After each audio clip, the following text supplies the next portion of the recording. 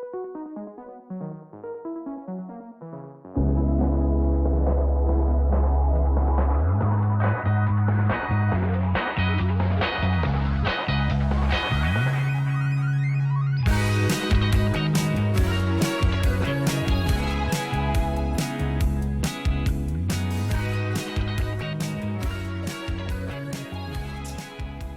to 2021's first episode of the Balcony Podcast. I'm here, this is kind of very full circle for me. I'm here with my Canada father, Ted Bednarski. He kind of can take a lot of the kudos for this even starting, because a lot of times Ted and I would have conversations between just him and I, and I'd finish and it'd usually be very meaningful and like, oh wow, I wish we recorded it. So now we are. Here we go. Here we go. Oh gosh, what did I say? A little bit about Ted and I's relationship, I guess. It's a very meant to be story, I think. How Absolutely. I ended up in this place, being Ted's daughter's apartment that I'm now living in. But I always feel like you meet the right people at the right time, and when I met Ted, I'd say I was more in need of a big walking heart than ever, and in walks this man. Thank you. And Ted he just exudes love into the world. I think would be the simplest way to put it. Actually doesn't even do it justice, to be fair. Oh. And Ted and I have had some just unbelievable, I guess, conversations that are really representative of what the Balcony stands for. Today is Let's Talk Day. Molly, is that? Bell, Let's Talk. Bell, let's talk. First time for me experiencing it, but apparently it's been around for a while, and it's all about having conversations about mental health. So whilst it's probably not going to be posted on the day, I think that even gives more weight to the fact that it doesn't need to be a day from a corporation or any other means to promote having conversations about mental health. And I'm just ecstatic to be able to have one with you today, Ted. So that's great. So welcome. Thank you. Thanks for those words, Tyler. And you're right, because I love when you don't expect something and it just happens and it manifests, because that's what really each day is like a mystery. It's a surprise, and I really enjoy that.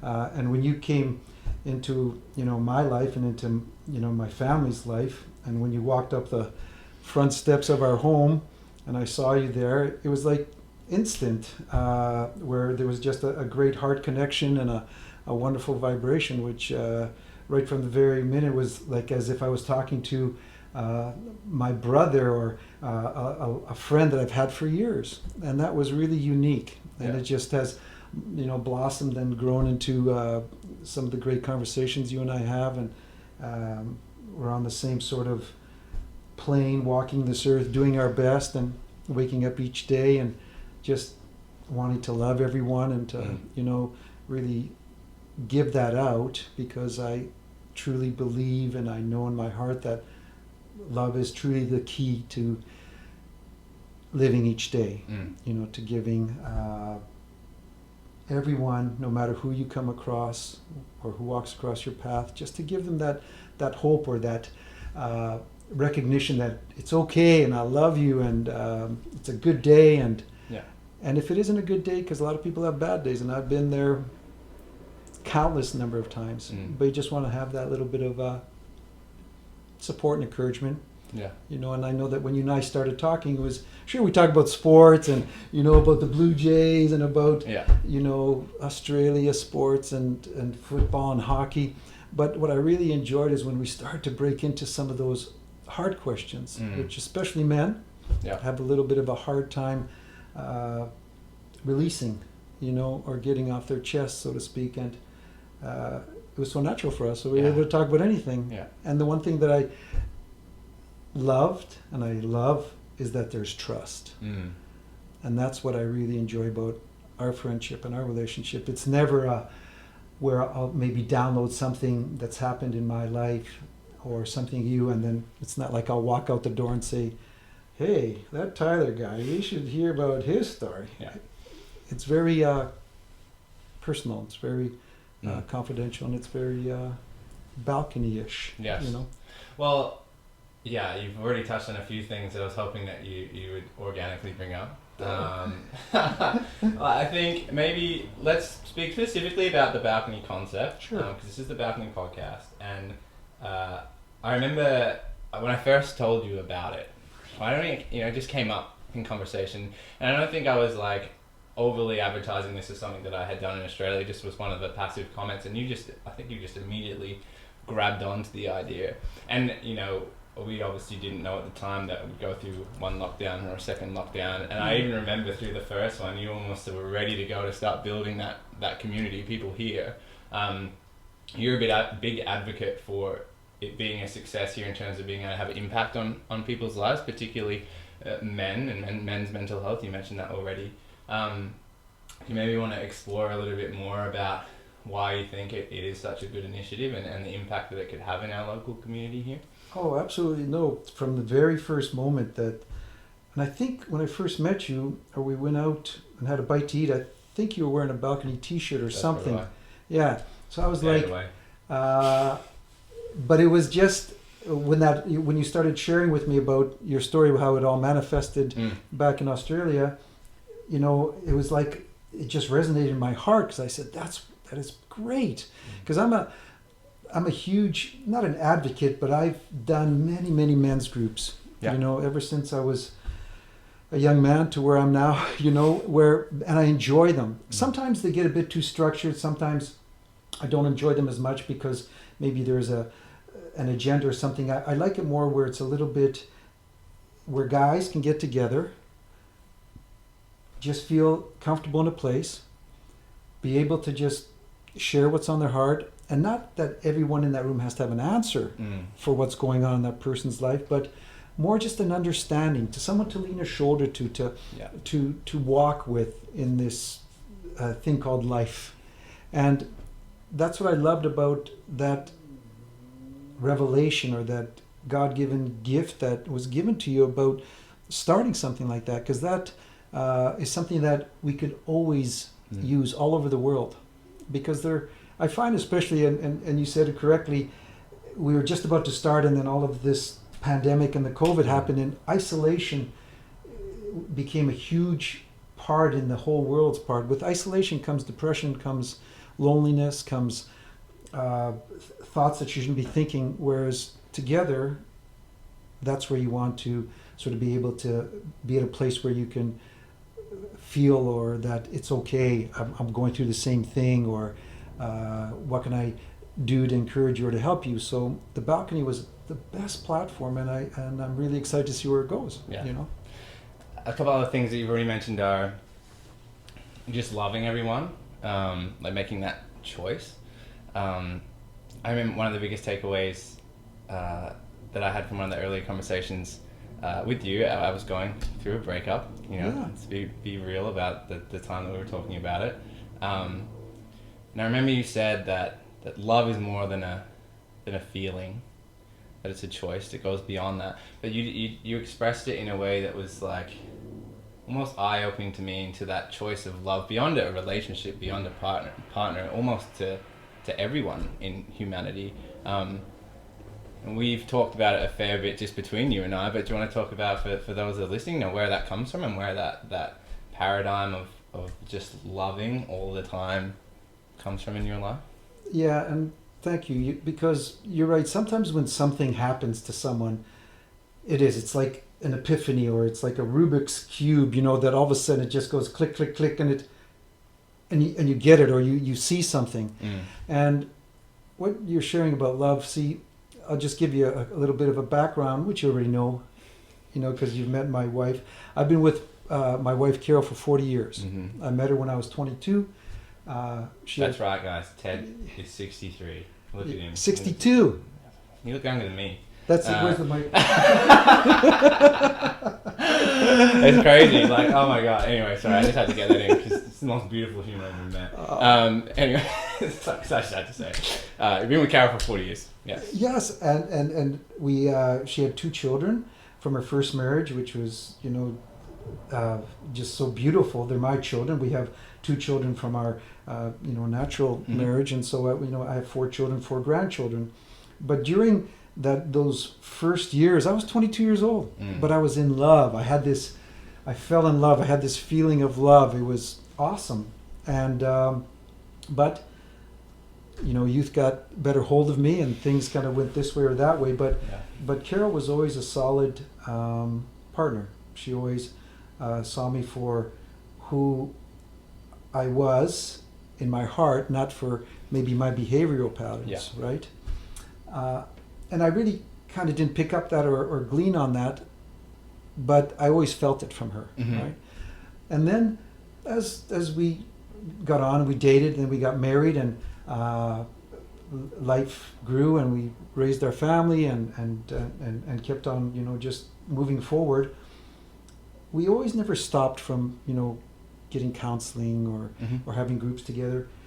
And then, you know, just somehow one day you feel this thing called love, because I was reading a lot of articles and I was seeing a lot of people who were together for about 25 years, 27 years, and then all of a sudden they're getting what's called the 27-year itch, where they were getting divorced left, right, and center. It was like an epidemic. And when you read about these people's stories, it was like, well, I didn't feel that I was in love with them. I you know, I just don't love them anymore. And that's when it happened in my head, where I had this sort of relationship, this revelation about a relationship. And like most revelations, you know, it's spiritual. It's like an energy. It's, you know, and I knew it came from, you know, God. I just knew it, because it just sort of sank into my brain, where all of a sudden I realized that the word love is not a verb to me, where it's a feeling. Love it's like a noun. It's an action. It's like, it's a real action. Like, you decide to love Tyler. You decide to love Molly. You decide to love your wife, your family, your children. But then you decide to love everyone. And when that all of a sudden came together, believe me, it's like I walked out my front door and it was just, you just don't see people's faults. You stop judging. All of these things start to drop. These scales drop, and all you see is just the love. And people pick up on that. And I agree. They pick up on it because we're energy beings. You know, we're all energy. You know, and this energy is just connected. And when you show and give that love energy, it really, it's amazing what it does to another human being. And so that's sort of where my beating drum, or my mantra. And at the beginning, maybe I had to think about it, but now it's just so natural, because, you know, it's the truth. It truly is. And if we had, and a lot of people say, oh, it's so easy to say it's love, but it is. Love is the key. Love is the key to everything. It unlocks every door. It solves every problem. It just makes life such a joy to wake up in the morning and to start that day with, you know. It changes your lens, you know, the way that you see the world. Very good. You mentioned that you love them for everyone, for everything that they are. Sorry, not for everyone. Including faults, including misgivings, all those type of things. And I don't think that, and some people go like, yeah, well, people do some pretty horrible things in the world and all that type of stuff. It's not disregarding that type of stuff. I think it's more just talking about the perspective that you approach every situation with. If you're giving out that positive energy, you are more than likely to get it back. And beyond just being able to say it's fluffy, I think that you could probably quantum physics measure some of this stuff somehow. I don't think that I would be able to do that, but I honestly believe in that type of stuff. Like, I really feel like if you're going into, you know, let's talk about what today's all about, having conversations about mental health. If you're that type of person every single day, you're that type of person that everyone knows that you can talk to about that type of stuff, that you're just loving, that you're not going to judge someone. That's probably the big word that came out of that from what you said as well. Others are more than likely to engage in you in conversations that are meaningful about themselves. And that's what today and this month is all about, is engaging in those conversations. So why not be a person that promotes to the world that you see the world the way that you do? You know, and there's, I'll just go back one. When a lot of people, they struggle with love because they don't love themselves. We've talked about this a lot. This is important. This, to me, it's important because sometimes I I don't do it every day, but I do it a lot, you know, where I'll look in my rearview mirror, I'll shave in the morning, and I'll start giving myself a self-talk in the mirror. And I'll say, Ted, I love you. Ted, you're a great guy. Ted, I admire you.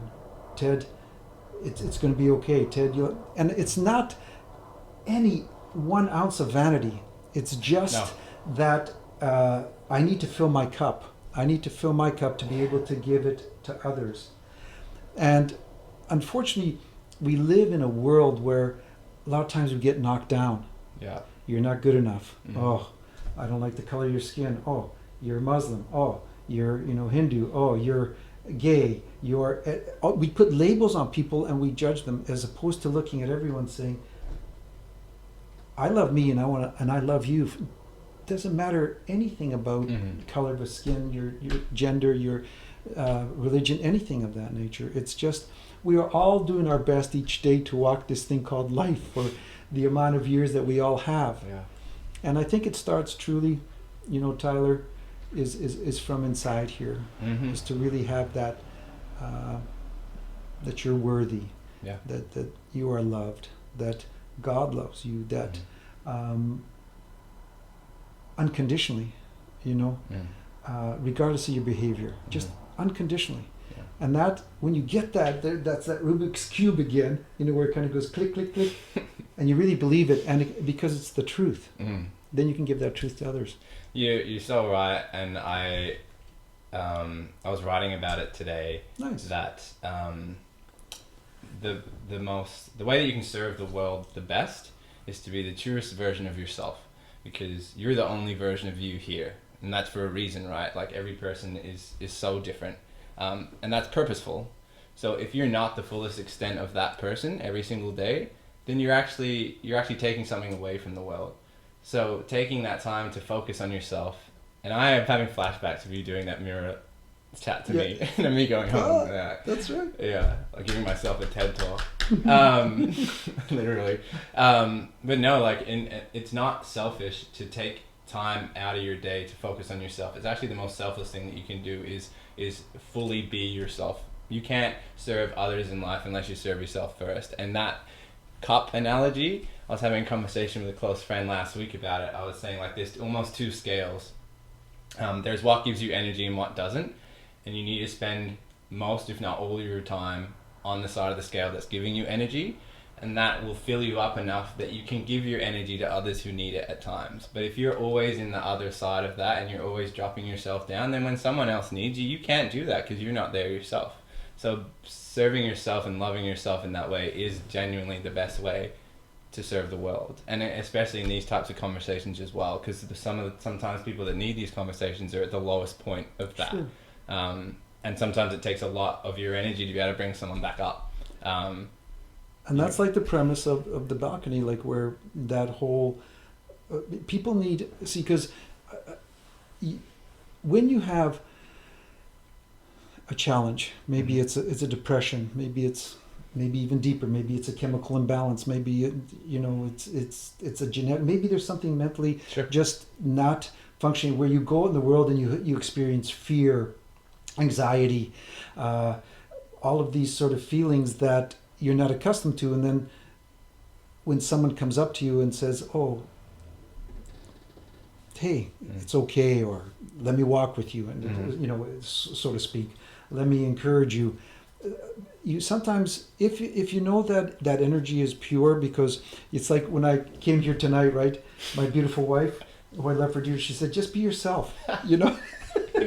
Because I like what you said. You have to give your unique self each day. Yeah. The true Tyler, the true Ted, the true Molly, the true that trueness, because then you're real. Then you're honest with yourself. Then people will see it, then it gives them freedom to be themselves. Because it's not like we have to put on a facade, and I'm guilty of that, because I sometimes just put on a different mask and I walk out and and I'll go, what did I just say, or what am I thinking, but like I said, I'm 62. Not. And but I'm on a journey, and I won't stop until the day I die. Mm-hmm. And that journey is just to learn, to grow, to love more, to give more. And I really sort of live on a bit of a philosophy where I say, not what can Tyler give me? It's what can I give you? Yeah. No. You know, that servanthood, which I like what you Mhm. said. Mm-hmm. Because I really believe that a big part of life and a big part of being human is to serve one another, Mm-hmm. is to be there for one another. So Yeah. Also, using the word journey, I think a pressure release for people in any situation where they're struggling or facing difficulties is to realize that there is no end point. There's no, people say I'm not there yet all the time in all these different scenarios. I'm a big believer in there is no there.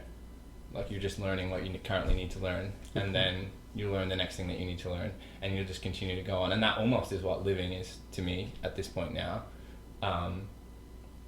What's in front of me is the lesson that I need to learn, and then I'll learn it, and that doesn't mean that it's over. There's the next one, and there's one probably happening at the same time, and that's just life. I think being open enough to see those lessons in front of you is one thing, though. I think some people would prefer to be trapped in their current environment from a safety thing. So almost that fearlessness of being yourself all the time is helping others and giving them permission to do the same thing.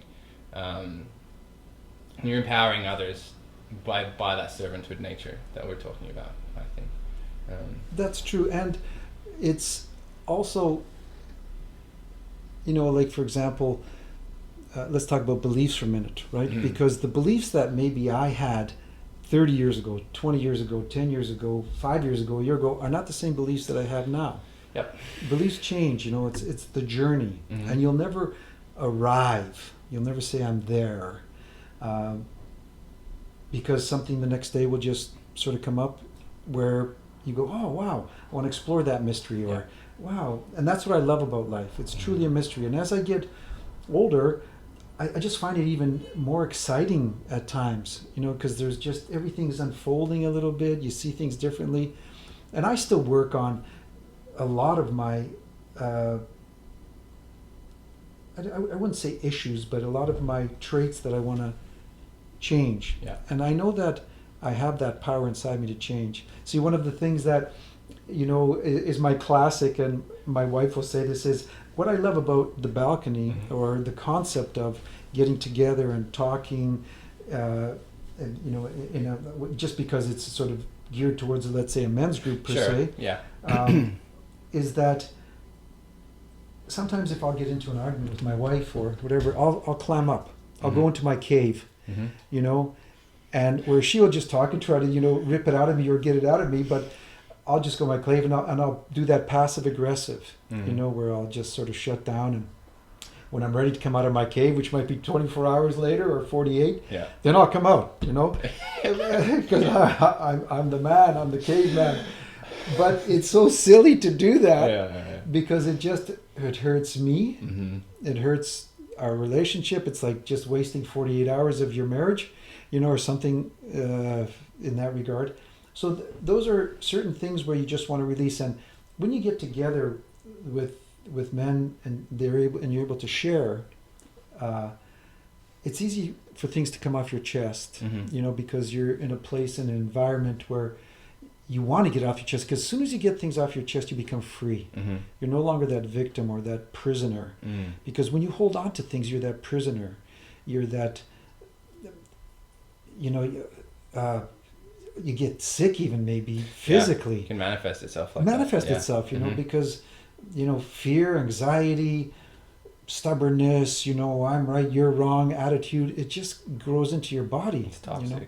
It's totally toxic, Tyler. And then when you're able to release it, it's just this freedom. And then that's what I see with, you know, the gift that was given you in that birth about the balcony is Mhm. to release a lot of toxicity Mhm. out there, to get rid of that, Yeah. to give that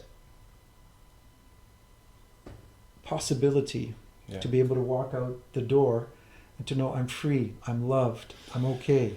Yeah. And sometimes it might only last a day or Mm. two, but that's okay. But that's what the journey's all about, because you can come back Mm. and it's okay. Mm-hmm. And you keep coming back. It's like working out, Mm-hmm. you know? You just think, oh my gosh, all right, I work out every day, and then you take, 1 month off and you go, oh my gosh, I got to get back in the gym. 100%. No, your mind's a muscle. I've been reading about it recently as well. It's the same with that training piece. If you don't use it, you lose it, kind of thing. And if you're feeding yourself negative thoughts, you're manifesting negative attitudes and behaviors in your life. And it's the same the other way around as well. And training your mind from a mindfulness perspective, from a meditation perspective, is the ability to create a space to observe those thoughts coming through and have, an ability to choose how to act and respond and be less reactive in those senses. And a lot of that can come out in those negative ways of expressing things that you talked about. I was thinking, as you were talking about that, about the journey perspective and about getting those things out, I'm almost thinking something I haven't really unpacked on this yet is, I think ultimately, because you talk about the concept in a way that really, like, I don't know, just fills me up. I love this guy. I love you so much. But I almost think that's because my life has been that, because I went through pretending everything was okay when it wasn't, and that's been within myself, and I went through this huge journey of getting all that out in my life, and It was so difficult that essentially that's what the concept is. It's about acknowledging that those thoughts, feelings, experiences happen along that journey, and it's about, like you said, coming back to a place that you can get it out or go through that. And sometimes you need your stuff on your own, sometimes it's better in a group setting, but if there's more people in the world that are thinking the way that you do, and more people and touch points in your life that have that sense of trust and empowerment, then isn't that much a way better place to be going through things, or to just to live, like. And I totally agree, because as more people occupy this earth, and we're inundated with more stuff, whether on the television, on the internet, on the radio, that is just bombarded with comparisons, with instant gratification, with the unbelievable wealth to sad poverty oh, I'll never get there, I'm not good enough, the bullying, the etc. There's just it's an epidemic. It's and it's getting worse, and especially I find in the younger generation, because I've gone through the fire, period of my life there. And it's not to say that, things were different. I just had my own different set of circumstances and different things that were going on in the world. But I do find that in this time that we live in, there's just so much information thrown at us, and we're constantly in front of a screen, that you can't help but compare yourself to someone, feel unworthy, feel elated. All of these sort of feelings are just coming at you because you're getting, for the sake of it, brainwashed, and a lot of it, and we know, isn't true. So to be able to be in a place where you can say it's okay, you don't need to be that, and to really empower that individual to work on believing that. Because life is a beautiful life. To walk through this earth is really beautiful. Just to walk out the door and just see nature in itself. I always think of you lately, to be honest with you. You're windsurfing. You're all of these things that you're experiencing coming to Canada. Snowshoeing. Like you're experiencing life. You're going out there, and that is admirable, because we need that. Just lately, what I've been doing this past year, and I did a little bit of it last year, I just started to meditate every morning. I've got this app now that I'm doing, and I find it, for me, it just really grounds me when I walk out that door. And as soon as I open up that door, I really see, wow, what a beautiful world we live in. What a awesome creation that we have here. People are beautiful, and it just kind of gives me a different, as the term is, like a mindfulness, where I'm truly in that mindfulness, and it just has changed, sort of. Again, I haven't arrived there. Now it's another mystery. And I'm totally excited about this meditation mystery. Well, that's why it's called practicing meditation, because that's essentially it. And no, again, I was writing about this specific thing today about the fact that there's a societal misconception that meditation was created to like solve problems, but it's not. It's to create an ease in your mind, create a space that promotes compassion, the ability to reflect, to know yourself, and tie it back to what we were talking about before. The best way to serve the world is to serve yourself. Today, it's weird we're talking about meditation. Today's the day I started doing it twice a day for the first time. Once in the morning and once in the afternoon as a reset. Justin Kopetsky, thank you for the tip. And yeah, I speak to my friends back home and say the biggest change or instigator and change in my life here from something that I've been doing myself, not the people, has been meditation. Just the way that I'm in tune with how I'm feeling. The way that I can feel other people now as well. You intuitively have been able to do it since birth, from what I can tell. But yeah, I'm like the X-Men. You are. Yeah, you are. It was given to me. Yeah. Well, I met you and it was palpable. It was almost like electricity. But no, like I think I can't recommend, even if it's 5 minutes a day, taking some time for yourself to feel that way, especially in the morning, to reset your mind and think about. What your intentions are in life and all those type of things. I love that we're talking about meditation. One thing that relates to a group setting, and this is forward thinking for hopefully what the balcony can get back into when Bonnie lets us play. Yeah. Come on, Bonnie. Is you have always mentioned to me, I've always thought about this when I'm having conversations with people. This is about the Let's Talk philosophy. You explained, and I don't want to explain it because I want you to explain it, but I'll give you the hint of what I'm talking about. Sure. Is the difference between giving someone advice and presenting information to them. Do you remember? Yes, absolutely. Do you want to talk? Because the way that you explain it, I've probably told 100 people the way that you talk about this. We always humans have a way of talking where all of a sudden you'll share something with me. Like, for example, maybe with Sophie, when you're going through that period of time. And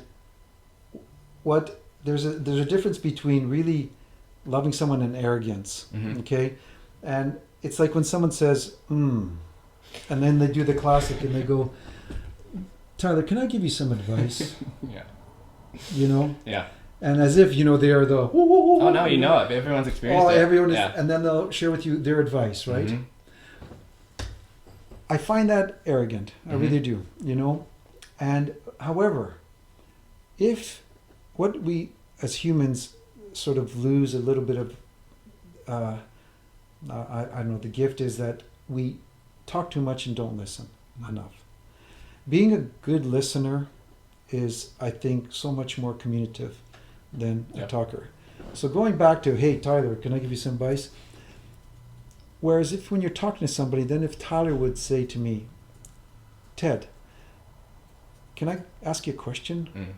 Then you're giving me permission to give you advice or whatever. And there's a difference. As opposed to me just grabbing you and saying advice, you're allowing me because you come to a point where you go, oh, I'm working on something here.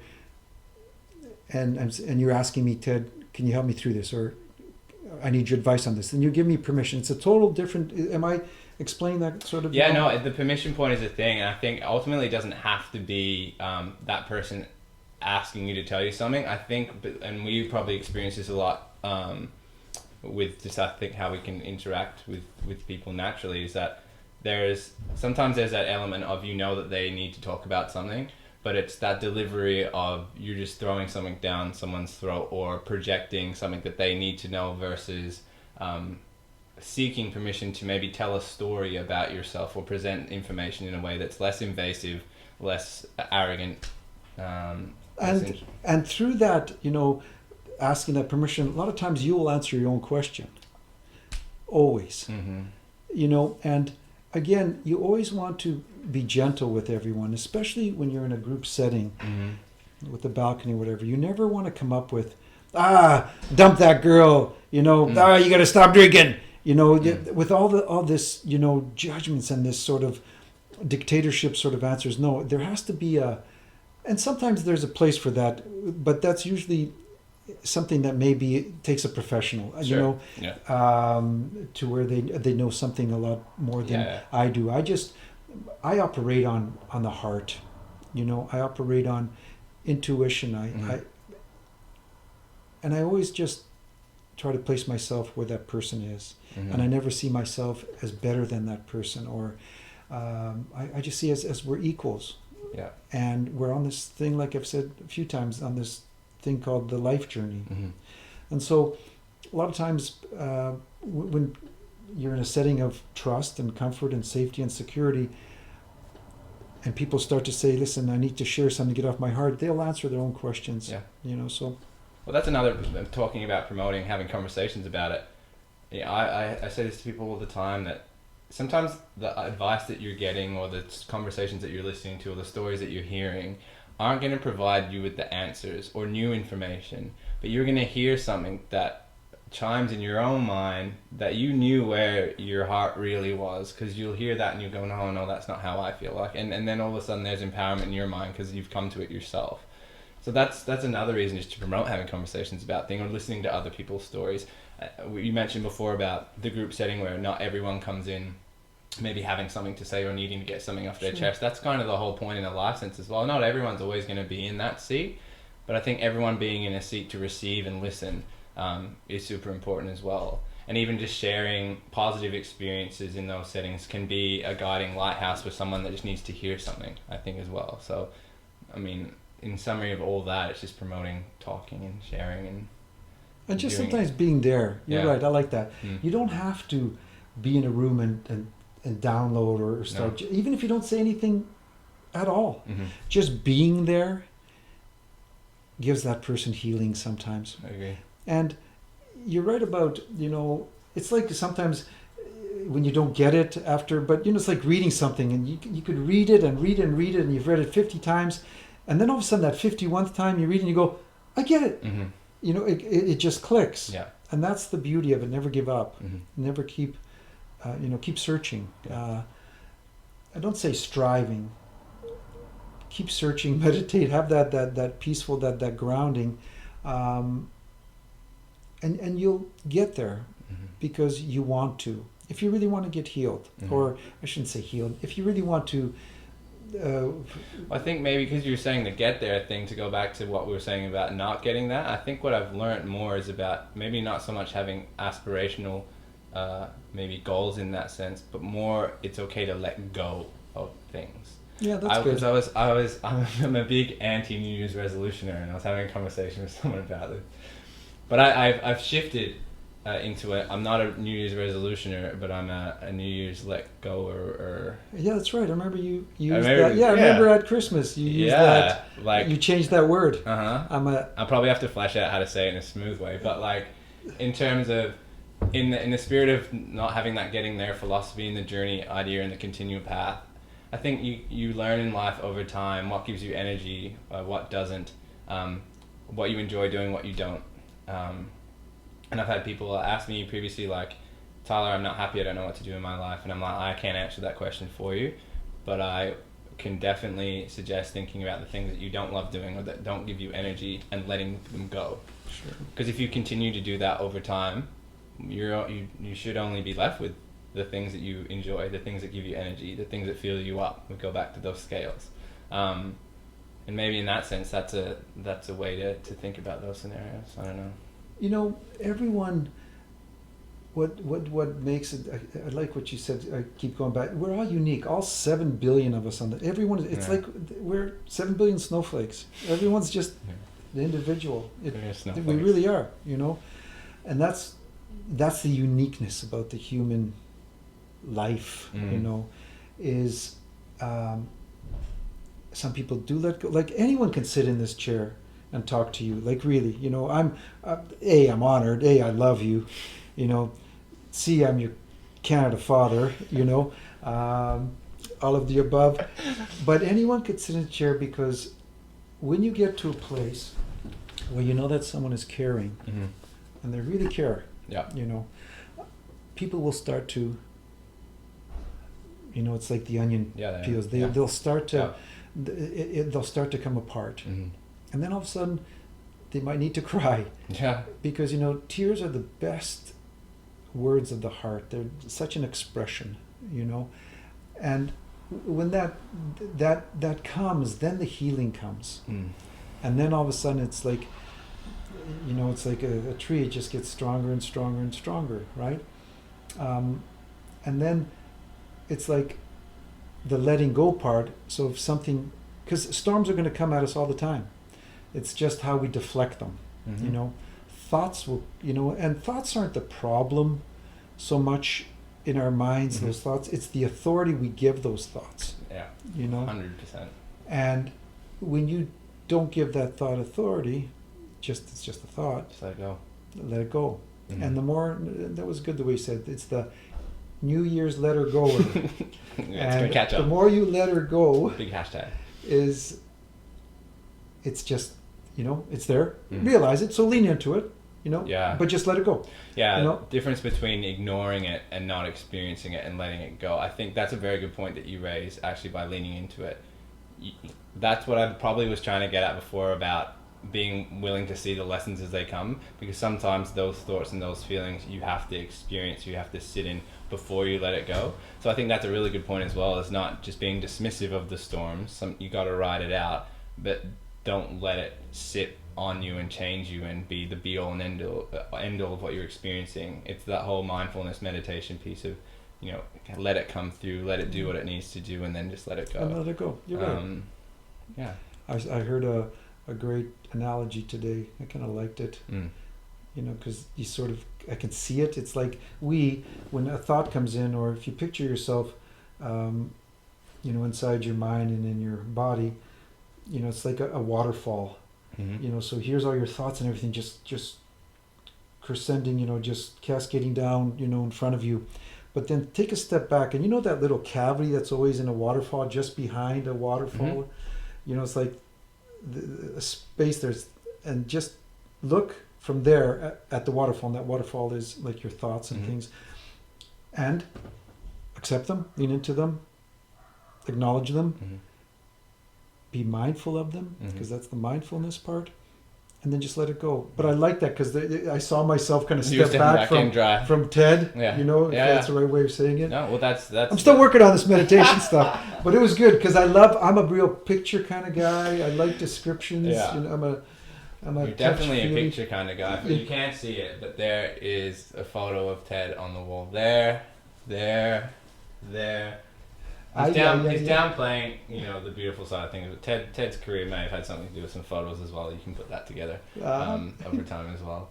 I think that we've explored like all the things that I think you and I have. I mean, you and I have had some pretty deep, intense conversations about these stuff, but that's what it's all about. And I know we joke about the Canada dad thing, but I'll probably take it a step further, having had the episode on myself a couple ago about my experiences and stuff. Like, you've been the most aspirational role model father figure that I've ever had, and I've only been here for 10 months, and no, honestly, Ted, like, you are, that's beautiful. Thank you. You're just the most special man, and now knowing a few more people in the Victoria area, and any time there's been a crossover, someone that knows you, they light up. It's like a little bit of Ted is in them, and it comes out, and they're just the most expressive person. You're a gift to the world, and I'm so excited that I have a platform to share your heart and your mind with, more than just myself, because it's a blessing. So I cherish having you on, honestly, and I love you so much. I love you too, Tyler, very much. So yeah, thank you. Bottom of my heart. Thank you for having me. Thank you for this time. If you and I can just touch the lives of one person, out there, and then they can touch the life of another person, it just keeps on going. It's like the bottom line is just to serve one another, to give your heart to one another, and let's just keep coming back and revisiting this. Because it's it'll never end. I agree. It was with us at the beginning, it'll never end until the day we die, and then someone else is going to, just carry on that baton, and you just keep carrying it on. I agree. It's needed. Thank you. Love you too. I love you too. And thanks for Molly for sitting in the live Thanks, stream. Molly. The first time. You did great.